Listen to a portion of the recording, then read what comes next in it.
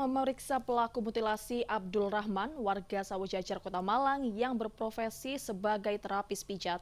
Terungkap kronologis awal berawal dari korban yang mendatangi pelaku untuk praktek guna-guna atau pelet, hingga berakhir cekcok dan korban dimutilasi menjadi 9 bagian. Inilah video penemuan tubuh korban AP warga Surabaya yang sempat menghebohkan warga Gedung Kandang, Kota Malang 31 Oktober 2023 silam. Jumat pekan lalu, 5 Januari 2024, kasus ini terungkap bahwa potongan tubuh tanpa kepala ini korban pembunuhan dan mutilasi yang dilakukan seorang terapis pijat yang tinggal di rumah kos di Jalan Sawojajar Gang 13A, Kecamatan Gedung Kandang, Kota Malang. Dari hasil pemeriksaan polisi, pelaku mengaku sebelumnya memang terlibat cekcok dengan korban terkait janji pelaku yang mengaku bisa melakukan guna-guna atau lintrik. Namun menurut korban tidak berhasil. Ceritakan dari awal, jadi korban dan pelaku mengenal satu sama lain dari aplikasi Tinder. Kemudian di aplikasi Tinder tersebut, pelaku menyampaikan atau mengadvertiskan atau mengiklankan bahwasanya dia adalah seseorang yang memiliki ilmu untuk melakukan guna-guna atau pelet. Kemudian korban menghubungi pelaku untuk memakai jasa si pelaku untuk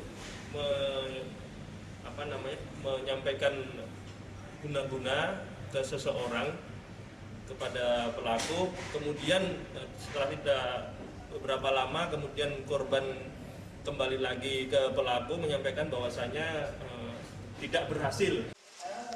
Setelah membunuh korban, pelaku kemudian membeli senjata tajam untuk memutilasi korban menjadi 9 bagian. Bagian tubuh korban kemudian dibuang di sungai dan dikubur. Sementara itu, keluarga korban juga sudah melihat jenazah korban. Keluarga meyakini jenazah benar adalah warga Surabaya yang hilang 3 bulan lalu dilihat dari gigi korban. Sebelumnya korban AP diduga dihabisi oleh pelaku di rumah kos yang digunakan pelaku sebagai ruang untuk melakukan terapi pijat. Pemilik rumah kos, Muhammad Irianto, menceritakan bahwa terduga pelaku berinisial ARA yang bekerja sebagai tukang pijat dijemput polisi di rumah kos karena telah melakukan pembunuhan dan mutilasi.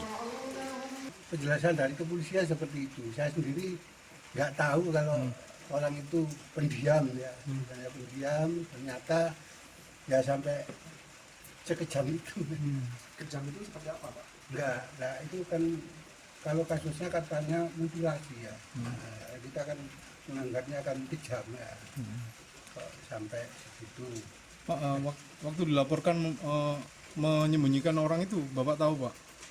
Udah, itu tanggal 14 Oktober itu disangka menyembunyikan orang dari Surabaya, itu pasien dari Pak Abdul Rahman. Karena kontak terakhir itu sama Pak Abdul Rahman.